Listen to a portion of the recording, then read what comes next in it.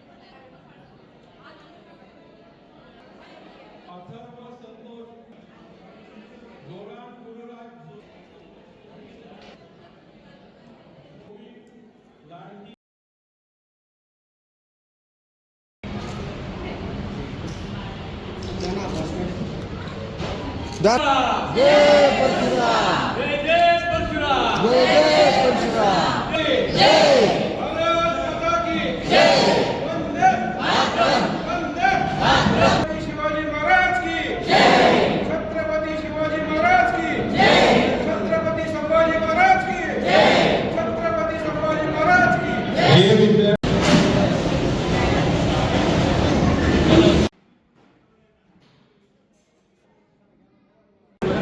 अखिल भारतीय ब्राह्मण महासंघ दरवर्षी हा सत्कार घेऊन येतात। 2017 पासून ह्या सत्कार सुरू झालेली आहे, तर 10 वर्ष पूर्ण झालेले आहे आज या सत्काराला।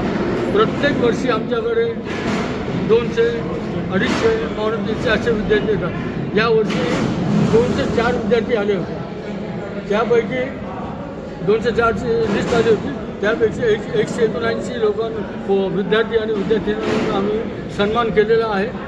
त्याचबरोबर आम्ही 12 जणांना आम्ही शिष्यवृत्ती जाहीर केलेली आहे, त्यांचे नावं इथे वाचन करून दाखवलेले आहेत 12 जणांचे।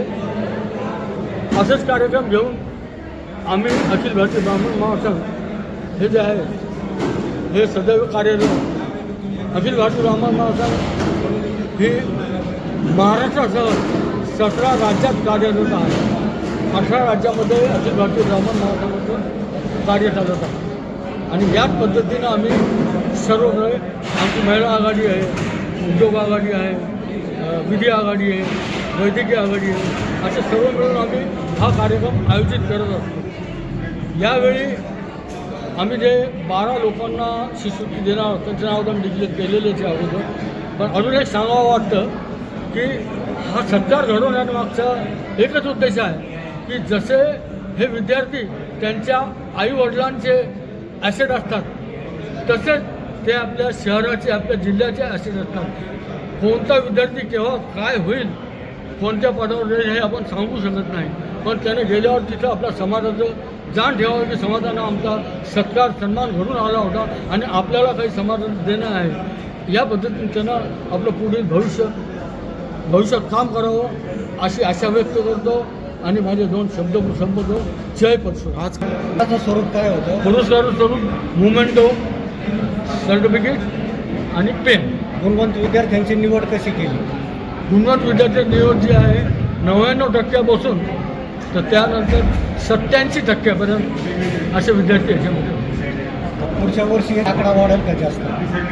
दरवर्षीच अखिल भारतीय ब्राह्मण महासंघाला 18 वाजतो, तरी हा कार्यक्रम आम्ही 20 दिवस अगोदर डिक्लेअर केलेला आहे। मागच्या वेळेस आम्ही 1.5 महिना अगोदर डिक्लेअर केला होता। काय आता काही सुट्ट्यामध्ये काही विद्यार्थी आले नाही किंवा आमच्याकडे लिस्ट चांगली आलेली, असं नाही की 228 लोकांची लिस्ट आलेली आहे, त्यापैकी 179 लोक आलेले, म्हणजे पोरं आलेली, त्यामुळे लिस्ट चांगली आलेली। समाज बांधवांना काय आव्हान करणार? समाज बांधवांचा मी खूप ऋणी आहे। अशाच प्रकारचं पाठबळ त्यांनी दरवेळी आम्हाला द्यावं अशी त्यांना मी विनंती करतो।